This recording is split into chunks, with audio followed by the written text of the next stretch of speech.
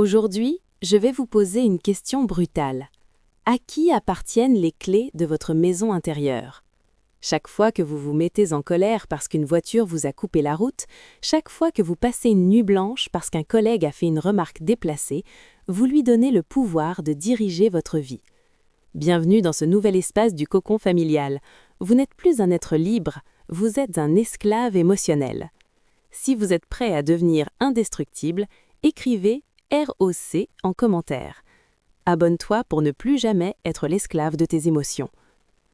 Le stoïcisme n'est pas une philosophie de vieux livres poussiéreux, c'est un bouclier de combat pour votre esprit. Marc Aurèle, l'homme le plus puissant de son temps, l'utilisait pour ne pas devenir fou face aux guerres et aux trahisons. Aujourd'hui, je vais vous transmettre les 7 piliers qui vont faire de vous un roc. Si vous appliquez ces principes, plus rien ni personne ne pourra jamais vous contrarier. 1. La dichotomie du contrôle. Le premier secret est le plus simple, mais le plus difficile à vivre, la dichotomie du contrôle. Épictète nous disait « Il y a ce qui dépend de nous et ce qui n'en dépend pas ». Votre colère naît presque toujours d'une tentative désespérée de contrôler l'extérieur. Vous voulez que les gens soient polis, que l'économie soit stable, que votre passé soit différent.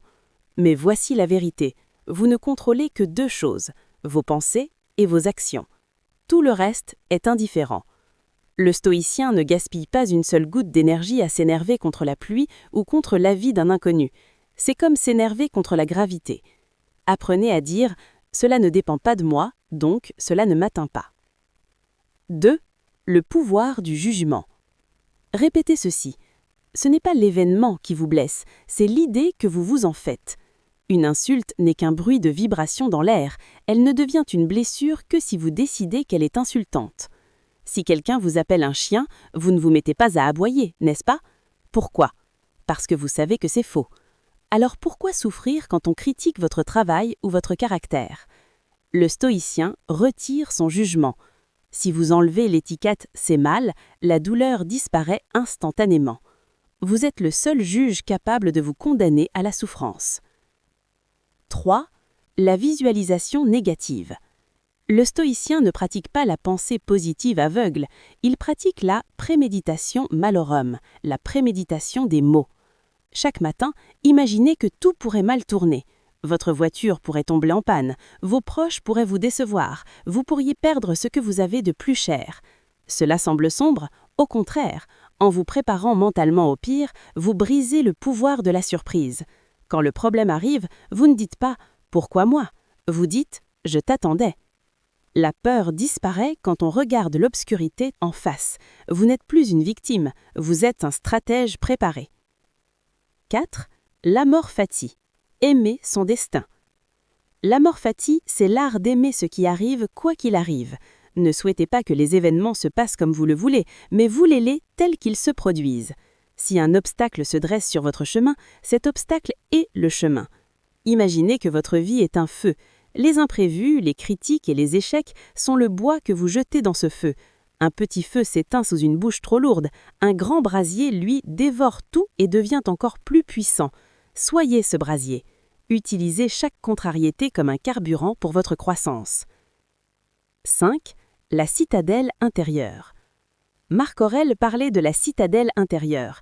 C'est cet espace en vous où personne ne peut pénétrer sans votre permission.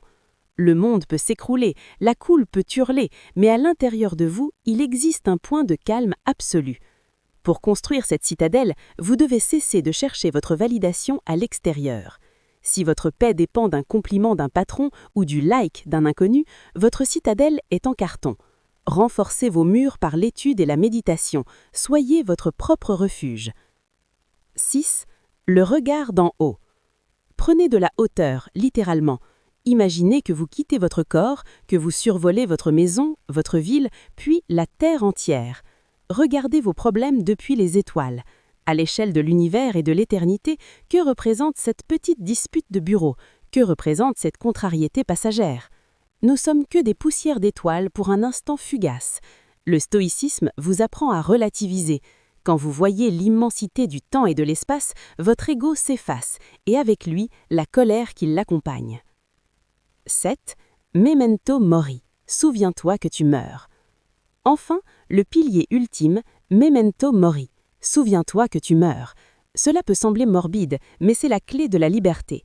La colère est un luxe que nous ne pouvons pas nous permettre. Chaque minute passée à être contrarié est une minute de vie volée à la joie, à l'amour et à la création.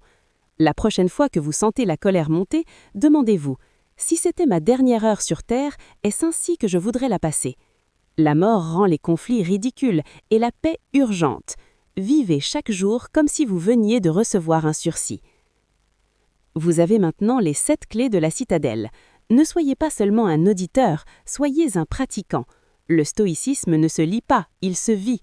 Dès que vous fermerez cette vidéo, le monde essaiera de vous tester. Souriez, c'est votre entraînement. Merci d'avoir été présent dans ce cocon. Si vous êtes prêt à devenir indestructible, écrivez ROC en commentaire. Abonne-toi pour ne plus jamais être l'esclave de tes émotions. Prenez soin de votre paix intérieure.